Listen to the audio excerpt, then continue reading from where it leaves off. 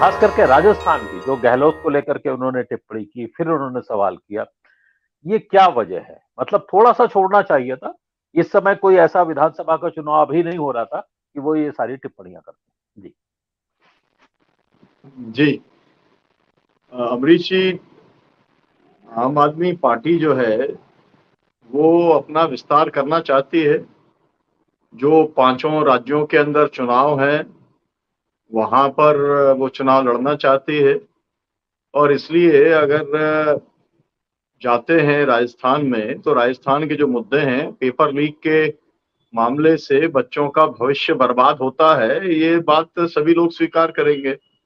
और इस बात को अगर उठाया जाता है, और जो सचिन पायलट का मामला है वो कोई गुप्त तो है नहीं, वो सब कुछ तो खुला हुआ है। तो कोई भी आरोप ऐसा नहीं लगाया कि जो उन्होंने लेकर के आए हों कोई स्पेशल इंफॉर्मेशन और वो कोई खुलासा या भंडाफोड़ कोई किया हो, ऐसा कुछ भी नहीं है। जो रूटीन ऑपोजिशन के लोग बोलते हैं वही बोलने का काम उन्होंने किया, क्योंकि वो चुनाव लड़ना चाहते हैं। अब चुनाव लड़ना चाहिए नहीं लड़ना चाहिए ये एक अलग बहस की बात हो सकती है।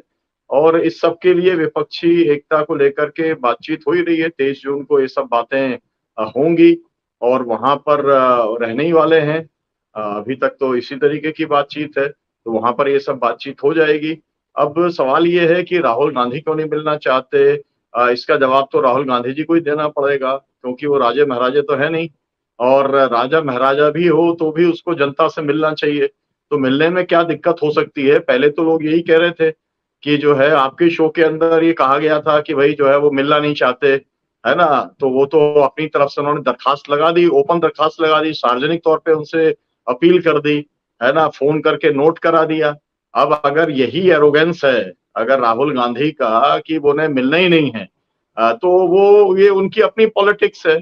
और जो है मतलब ये भी बात है कि दर दर भटक रहे हैं, दरवाजे दरवाजे जा रहे हैं। इस तरीके का भी एक नैरेटिव चलाने की बात हो रही है अरविंद केजरीवाल को। मुझे लगता है कि जो मुद्दा है, अध्यादेश का जो मुद्दा है, वो देश के संघीय ढांचे के साथ में जुड़ा हुआ है।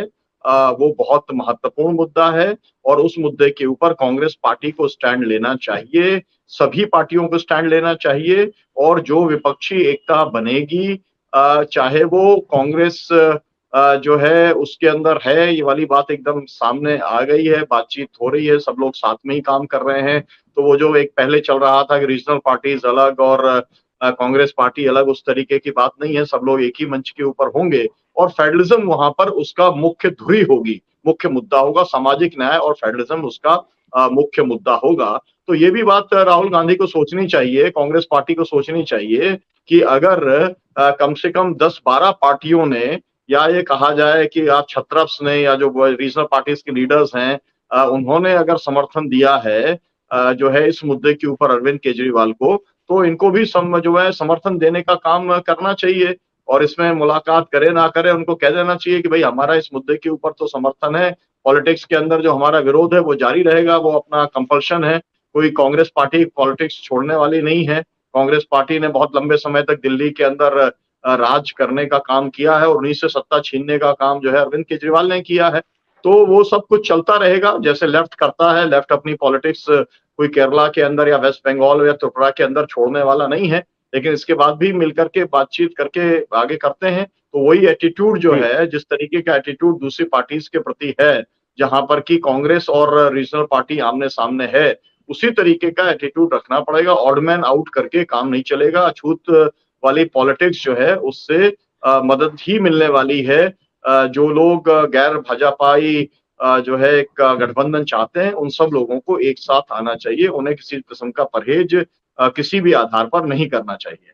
जी अमरीश जी। बिल्कुल, आपने सही कहा, लेकिन राजस्थान में जिस प्रकार से वो भारतीय जनता पार्टी को भी मदद मिलेगी, केजरीवाल जितना भाषण दे रहे हैं, वो गहलोत विरोधी जो वोट हैं, वो भी तो आखिर कहीं न कहीं जाएँगे। सतीश जी, मैं आपके पास आऊँगा। आप कहते रहे कि विपक्ष की जो रणनीति है, उसमें कई दल ऐसे हैं जो लगता है कि वो उनकी टकराहट कम कड़वाहट कम नहीं हो रही।